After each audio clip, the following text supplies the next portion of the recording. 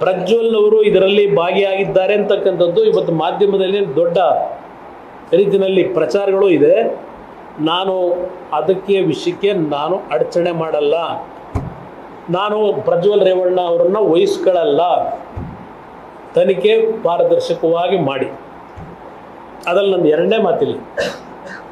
ಇಲ್ಲಿ ಪ್ರಶ್ನೆ, ಈ ತನಿಖೆ ಯಾವ ರೀತಿ ಹೋಗ್ತಾ ಇದೆ ಇದು ಮುಖ್ಯ.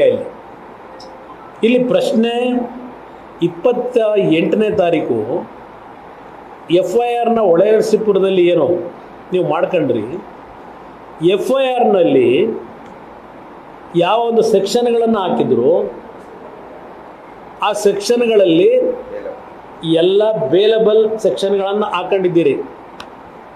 ಇಲ್ಲ ನಾವೇನಂತ ಹಾಕ್ಸಿಲ್ಲಪ್ಪ, ನಮ್ಮ ಮೇಲೆ ನೀವೇ ಹಾಕ್ಸ್ಕೊಂಡ್ರಿ ಅಂತ ಹೇಳ್ಬಿಟ್ರೆ ನಾನೆಲ್ಲಿ ಹೋಗಲಿ? ನಿಮ್ಮ ಸ್ಪೆಷಲ್ ಇನ್ವೆಸ್ಟಿಗೇಷನ್ ಟೀಮು ಸಿದ್ದರಾಮಯ್ಯನವ್ರದೊಂದು ಶಿವಕುಮಾರ್ದೊಂದು ಇಬ್ಬರು ಭಾಳ ನಿಮ್ಮ ನೇತೃತ್ವದಲ್ಲೇ ಮಾಡ್ಕೊಂಡಿದ್ದೀರಿ. ಇದು ಯಾವ ಒಂದು ಬೇಲಬಲ್ ಸೆಕ್ಷನ್ಗಳು ಅಂತ ಬಂತು. ಮತ್ತೆ ಎರಡನೇ ದಿವಸ ಇನ್ನೊಂದು ಮಾಡಿಸೋದ್ರಿ.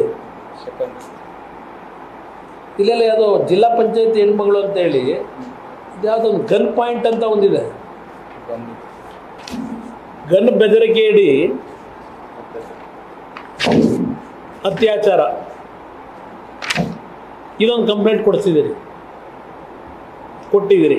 ಯಾರು ಪಾಪ ಹೆಣ್ಮಗಳ ಕೈಲಿ ಕೊಟ್ಟಿದ್ದಾರೆ. ಪಾಪ ನಡೆದಿರ್ಬೋದು, ನಾನಿಲ್ಲ ಅಂತ ಹೇಳಲ್ಲ. ಗನ್ ಪಾಯಿಂಟ್ ಇದು ದೊಡ್ಡ ಮಾಹಿತಿಗಳನ್ನು ಮಾಧ್ಯಮಗಳ ಮುಂದೆ ಸೋರಿಕೆ ಮಾಡಿರೋರು ಯಾರು? ಈ ಕತೆ ಕಟ್ಟಿಸಿರೋರು. ಇವತ್ತು ಸುಪ್ರೀಂ ಕೋರ್ಟ್ ಜಡ್ಜ್ಮೆಂಟ್ಗಳಿದೆ. ಒಂದು ತನಿಖೆ ನೀವು ಪ್ರಾರಂಭ ಮಾಡಿದಾಗ ತನಿಖೆಯ ಮಾಹಿತಿಗಳು ಸೋರಿಕೆ ಆಗಬಾರದು, ಸೀಕ್ರೆಸಿ ಮೇಂಟೈನ್ ಮಾಡಬೇಕು. ಇದನ್ನೆಲ್ಲ ನೋಡಿದಾಗ ನಿಮಗೆ ಸಂತ್ರಸ್ತೆಯರು ಅಂತ ಏನಿದ್ದಾರೆ, ಇದರಲ್ಲಿ ನೊಂದಿರತಕ್ಕಂಥ ಮಹಿಳೆಯರೇನಿದ್ದಾರೆ, ಅವರಿಗೆ ರಕ್ಷಣೆ ಕೊಡೋದಕ್ಕಿಂತ ಹೆಚ್ಚಾಗಿ ಈ ಸರ್ಕಾರಕ್ಕೆ ಬೇಕಾಗಿರೋದು ಪ್ರಚಾರ. ಯಾರ್ಯಾರನ್ನ ತೇಜೋವಧೆ ಮಾಡಬೇಕು ಅಷ್ಟಕ್ಕೆ ಈ ತನಿಖೆ ನೀವು ಬಳಕೆ ಮಾಡ್ತಾ ಇದ್ದೀರಿ ಅನ್ನೋದು ಇವತ್ತು ಯಾರಿಗೇ ಆಗಲಿ ಅನುಮಾನ ಬರ್ತದೆ. ಇವತ್ತು ಇಂಥ ಒಂದು ಆಘಾತಕಾರಿಯಾದಂಥ ಪ್ರಕರಣ ಇದು. ಇಂಥ ಪ್ರಕರಣವನ್ನು ಇಷ್ಟು ಲೈಟರ್ ವೇನಲ್ಲಿ ನೀವು ತನಿಖೆ ನಡೆಸ್ತೀರಾ? ಇದು ಈ ತನಿಖೆಯಲ್ಲಿ ಬರ್ಕೊಂಡಿದ್ದೀರಿ. 2022ರಲ್ಲೋ ಏನೋ ಈ ಪ್ರಕರಣ ಆಗಿದೆ ಅಂತ ಹೇಳಿದೆಲ್ಲ ನಾನು ಅದೆಲ್ಲ ಕತೆ ಹೇಳಲಿಕ್ಕೆ ಹೋಗೋದಿಲ್ಲ. ಇಲ್ಲಿ ಈ ಒಂದು ವರದಿ ನೀವೇನು ಈಗ ಮಾಡ್ಕೊಂಡಿದ್ದೀರಿ, 2ನೇ ತಾರೀಕು 3ನೇ ತಾರೀಕು ಮಾಡಿದ್ದೀರಿ ಕಂಪ್ಲೇಂಟ್. ಇದು ನಾನು ಈ ಕಂಪ್ಲೇಂಟ್ ಕೊಟ್ಟಿರ್ತಕ್ಕಂಥ ಹೆಣ್ಣುಮಗಳು ತಗೊಂಡಿದ್ದೀರಲ್ಲ, 21ಕ್ಕೆ ಪೆನ್ ಡ್ರೈವ್ ರಿಲೀಸ್ ಮಾಡಿದ್ದೀರಲ್ಲ, 22ನೇ ತಾರೀಕು ಬೇಲೂರಿನಲ್ಲಿ ಚುನಾವಣಾ ಪ್ರಚಾರ ಸಭೆಯಲ್ಲಿ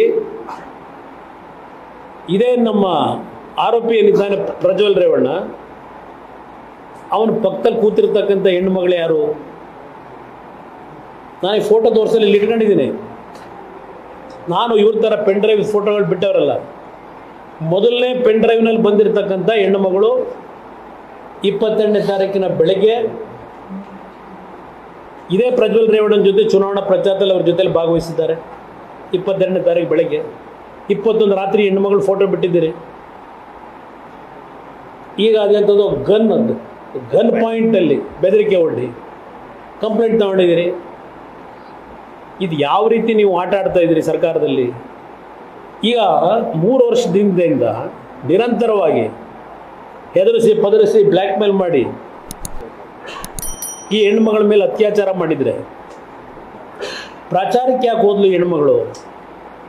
22ನೇ ತಾರೀಕು 21ಕ್ಕೆ ಆ ಹೆಣ್ಮಗಳು ಫೋಟೋ ರಿಲೀಸ್ ಮಾಡ್ಕೊಂಡಿದ್ದೀರಿ. 22ಕ್ಕೆ ಪ್ರಜ್ವಲ್ ರೇವಣ್ಣನ ಜೊತೆ ಸ್ಟೇಜ್ ಮೇಲೆ ಕೂತ್ಕೊಂಡಿದ್ದಾಳಲ್ಲ ಆ ಹೆಣ್ಮಗಳು. ಇದು ಕಂಪ್ಲೇಂಟ್ ನಿಮ್ಮದು ಸರ್ಕಾರದ್ದು.